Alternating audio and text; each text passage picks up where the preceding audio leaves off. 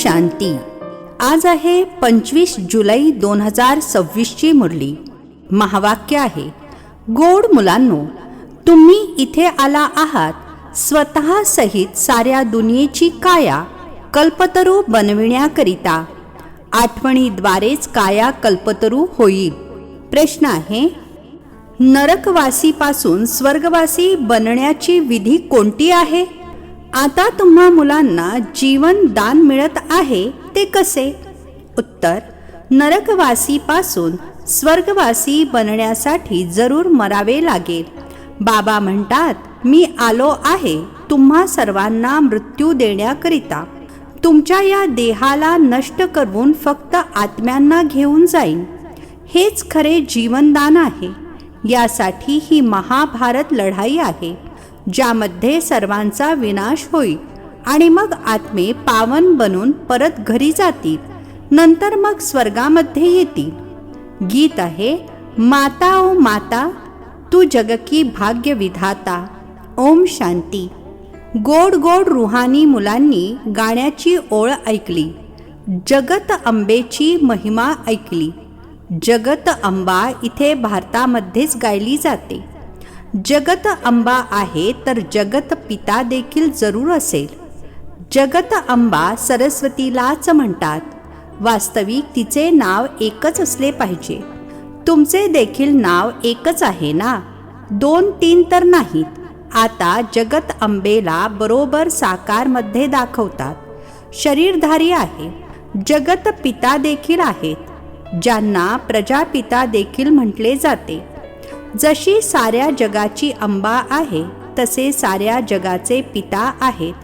जरूर दोघेही इथेच असतील. दोघांची नावे देखील सांगितली.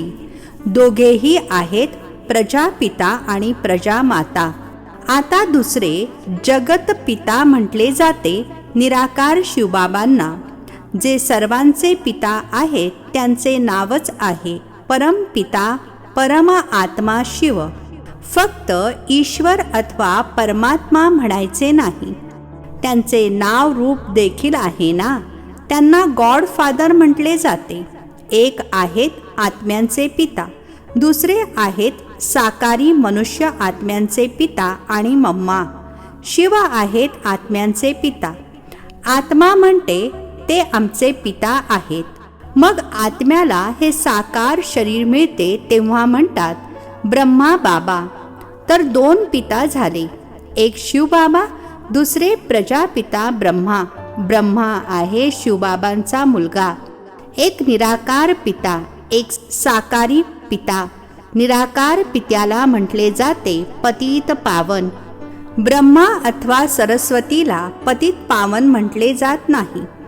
पतित पावन तर एक आहेत. हे 2 झाले. सर्व बोलावत असतात पतित पावन या.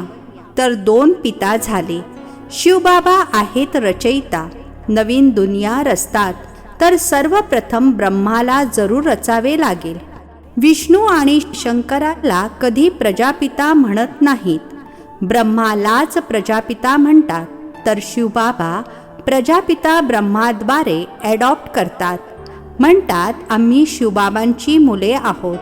शिवबाबांनी यांच्यामध्ये प्रवेश करून ॲडॉप्ट केले आहे. तेच आत्म्यांना पावन बनवतात. आत्माच पतित बनली आहे. या कारणाने शरीर देखील पतित मिळते. सोन्यामध्ये चांदी, तांबे, लोखंडाची भेसळ टाकतात. तर आत्म्यामध्ये देखील भेसळ पडते. मुळात आत्मा पवित्र मुक्तिधाममध्ये राहणारी आहे, जिथे शिवबाबा देखील राहतात. आता शिवबाबा आणि प्रजापिता ब्रह्मा एकाला बाबा एकाला दादा म्हणणार. हे तर तुम्ही जाणता. सर्व मनुष्य मात्र शिवची संतान आहेत. शिववंशी. नंतर मग आहेत ब्रह्मा कुमार कुमारी. शिवबाबा आणि दादा एकत्र आहेत. शिवबाबा यांच्यामध्ये विराजमान आहेत. आपल्याला ब्राह्मण बनवून राजयोग शिकवतात. मनुष्याला देवता बनविण्याकरिता. देवता सतयुगामध्ये राहतात. देवतांना पतित पावन ज्ञानाचे सागर म्हटले जात नाही. त्यांना बाबा देखील म्हटले जाऊ शकत नाही. आता तुम्ही विष्णुपुरीचे मालक बनत आहात. विष्णूची 2 रूपे लक्ष्मी नारायण आहेत. हे मनुष्य जाणत नाहीत. जे भक्ती करतात त्यांना जरूर 2 पिता आहेत. सतयुगामध्ये एकच पिता असतो. तिथे असे म्हणत नाहीत की हे परमपिता परमात्मा दुःखहर्ता सुखकर्ता या. तिथे तर देवी देवतांचे राज्य होते. ते कधीही हे गॉडफादर लिबरेटर असे म्हणणार नाहीत. तिथे कोणी पतित दुःखी असतच नाहीत. ज्यासाठी पतित पावनला बोलावतील. तुम्ही जाणता भारतामध्ये आजपासून 5000 वर्षांपूर्वी देवी देवतांचे राज्य होते. मग 1250 वर्षांनंतर असते राम सीतेचे राज्य. बाबा सिद्ध करून सांगतात, सतयुग त्रेतामध्ये तुम्ही 21 जन्म घेतले. ब्राह्मण देवता क्षत्रिय सर्व भारतामध्येच बनतात. बाबा येऊन जुन्या दुनियेला नवीन बनवतात. रिज्युवनेट अर्थात पुनर्जीवित करतात. काया कल्पतरू बनवतात, अमर बनवतात. तुम्हा मुलांना बाबा येऊन अमरलोकचा मालक बनवतात. जेव्हा भारत अमरलोक होता तेव्हा देवतांचे राज्य होते. शिडी उतरत उतरत येऊन मृत्यू लोकचे मालक बनले आहेत. म्हणतात ना आमचा भारत, तर प्रजा देखील मालक झाली ना. तुम्ही देखील म्हणाल आमचा भारत, आम्ही भारताचे मालक होतो, परंतु नरकवासी. देवता म्हणतील आम्ही स्वर्गवासी आहोत. तुम्ही देखील स्वर्गवासी होता. मग 84 जन्म भोगून नरकवासी बनला आहात. इथे भारतामध्येच शिवबाबा जन्म घेतात. शिवरात्री आणि शिवजयंती गायली जाते. श्रीकृष्ण जयंती देखील साजरी करतात. त्यांची तर जन्मवेळ देखील सांगतात. अमुक वेळेला मातेच्या गर्भातून जन्म झाला. सतयुगामध्ये जन्म तर जरूर मातेच्या गर्भातून घेतला असेल. श्रीकृष्ण जयंती असते सतयुग नवीन दुनियेमध्ये. नंतर मग पुनर्जन्मामध्ये येऊ लागतात. बाबा फक्त एकाचीच गोष्ट करत नाहीत. कृष्णपुरी सो विष्णुपुरी. राजे उतरतात अर्थात पतन होते तर सारे घराणे उतरते. त्यामध्ये राजा राणी प्रजा सर्व येतात. जेव्हा चंद्रवंशींचे राज्य असते तेव्हा सूर्यवंशींचे राज्य भूतकाळ बनलेला असतो. सूर्यवंशींचे राज्य ट्रान्सफर होऊन चंद्रवंशींना मिळते. त्यानंतर मग वैश्यवंशींना मिळते. आता तुम्हाला समजते आहे आपण ब्राह्मण कुळाचे आहोत. शेंडी अर्थात शिखा आहोत. शिखेच्या वर बाबा आहेत. आपण आधी ब्राह्मण होतो, नंतर मग शूद्र अर्थात पाय बनलो. पायापासून एकदम शिखा बनतो. आधी शिवबाबा आहेत, मग आहे शिखा. बाबांनी तुम्हाला ब्राह्मण बनवले आहे. आता तुम्ही शिवबाबांना बाबा बाबा म्हणता. या हिशोबाने नातवंडे झालात. तुम्ही जाणता की आपण सर्वजण ब्रह्माची संतान ब्राह्मण ब्राह्मणी आहोत. एका पित्याची आपण सर्व मुले आहोत. भाऊ बहीण कधी क्रिमिनल असॉल्ट अर्थात अनैतिक कृत्य करू शकत नाहीत. किती असंख्य मुले आहेत. सर्वजण म्हणतात बाबा, तर इतके सर्व थोडेच खोटे असू शकतात. सर्वांचे पिता तर तेच निराकार शिव आणि साकार प्रजापिता ब्रह्मा आहेत. बस एका पित्याची मुले भाऊ बहिणी आहात. तुम्हाला पवित्र जरूर बनायचे आहे. स्त्री पुरुष पवित्र कसे बनतील म्हणून ही युक्ती ड्रामामध्ये नोंदलेली आहे. इथे फक्त ब्रह्मा कुमार कुमारी आहेत. कोणी शूद्र कुमार कुमारी नाहीत. ते आहेत पतित शूद्र तुच्छ बुद्धी. कारण बाबांना जाणत नाहीत. म्हणतात ओ गॉड फादर. अच्छा, त्यांचे ऑक्युपेशन अर्थात कार्य माहीत आहे का? नाव रूप देश काळ सांगा. त्यांची जीवन कहाणी सांगा. जर जाणत नाही तर नास्तिक झालात. रचयिता आणि रचनेच्या आदी मध्य अंताला जाणत नाहीत. ती आहेच पतित दुनिया. सतयुग पावन दुनिया, कलियुगाला पतित दुनिया म्हटले जाते. यावेळी पूर्णतः तमोप्रधान आहेत. याला रौरव नरक म्हटले जाते. याच्या देखील स्टेजेस असतात. द्वापरपासून नरक बनायला सुरुवात होते, मग वृद्धी होत जाते. भक्ती देखील आधी सतोप्रधान अव्यभिचारी होती, नंतर मग सतो रजो तमो होते. तुम्ही पाहिले असेल, जिथे 3 रस्ते एकत्र मिळतात त्याला तिठा म्हणतात. त्या ठिकाणी तेल इत्यादी वाहतात, माथा टेकतात. आता कुठे शिवबाबांची पूजा आणि कुठे तिठ्याची पूजा. याला म्हटले जाते तमोप्रधान भक्ती. पाण्याची देखील पूजा करतात. पतित पावनी गंगा अशी खूप महिमा गातात. आता पतित पावन कोण? पाण्याची गंगा कशी बरे पतित पावनी असू शकते? ते तर पाणी आहे ना. पतित पावन तर बाबा आहेत. शिवजयंती देखील भारतामध्ये केली जाते, तर जरूर भारतामध्येच पतितांना पावन देवता बनविण्याकरिता येत असतील. ब्रह्मातनामध्ये येऊन मनुष्यांना देवता बनवतात. इथे तुम्ही येताच मुळी पतितापासून पावन बनण्याकरिता. जशा तुमच्या 2 भुजा आहेत, तशाच त्यांच्या देखील 2 भुजा आहेत. 4-8 भुजावाला कोणी मनुष्य असत नाही. हे अलंकार दिले आहेत. प्रवृत्ती दाखविण्याकरिता चतुर्भुज रूप दाखवले आहे. विष्णुपुरी लक्ष्मीनारायणाच्या पुरीला म्हटले जाते. वैष्णव शब्द देखील विष्णूपासून तयार झाला आहे. देवता वैष्णव होते. वल्लभाचारी वैष्णव व्हेजिटेरियन अर्थात शाकाहारी असतात. ते काही निर्विकारी नसतात. त्यांच्या मोठ्या हवेल्या असतात. वैष्णवचा अर्थच समजत नाहीत. विष्णुपुरीमध्ये राहणाऱ्यांना वैष्णव म्हटले जाते. वैष्णव पवित्र असणाऱ्याला म्हटले जाते. राधे कृष्णाचे वेगळे मंदिर, लक्ष्मीनारायणाचे वेगळे मंदिर बनवले आहे. भारतवासी जाणतच नाहीत की यांच्यामध्ये काय फरक आहे. राधे कृष्णच लक्ष्मीनारायण बनतात हे कोणालाच ठाऊक नाहीये. ते अर्थात राधे कृष्ण आहे बालपणीचे रूप. ते अर्थात लक्ष्मीनारायण आहे मोठेपणीचे रूप.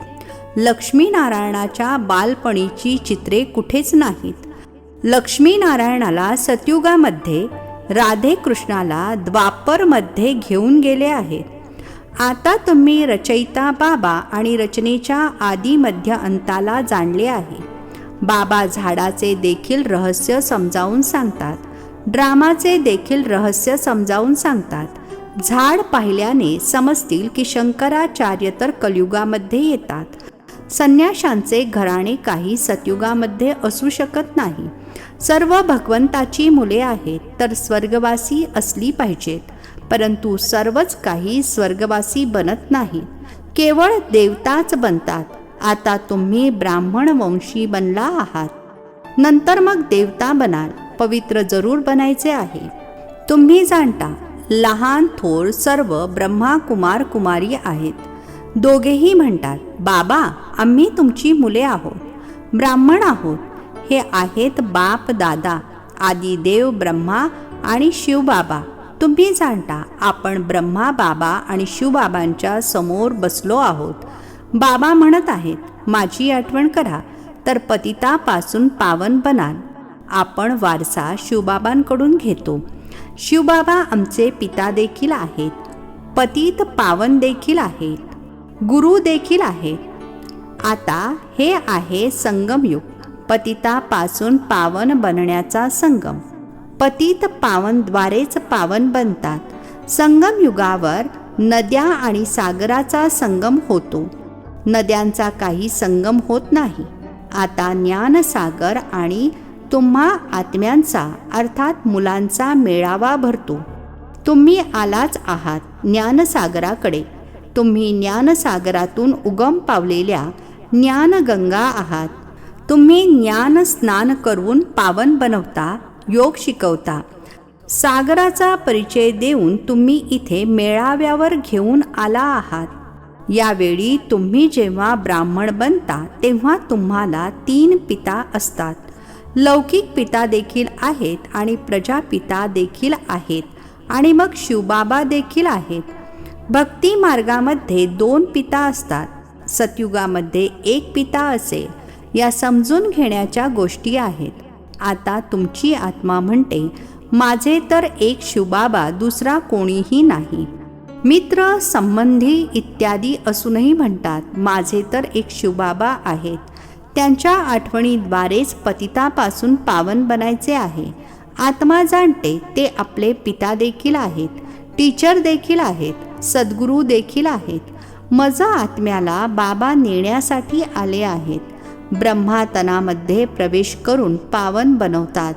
तुम्हाला घेऊन जाण्यासाठी बाबा आले आहेत.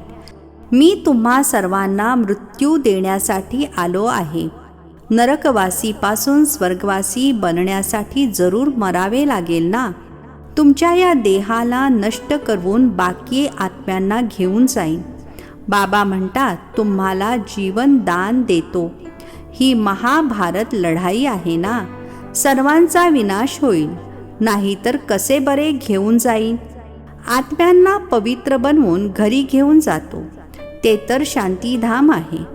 सतयुग येईल तेव्हा कलियुगाचा जरूर विनाश होईल. यासाठी महाभारताचे युद्ध प्रसिद्ध आहे. युद्ध होते देखील या संगमावर, जेव्हा तुम्ही मनुष्यापासून देवता बनता.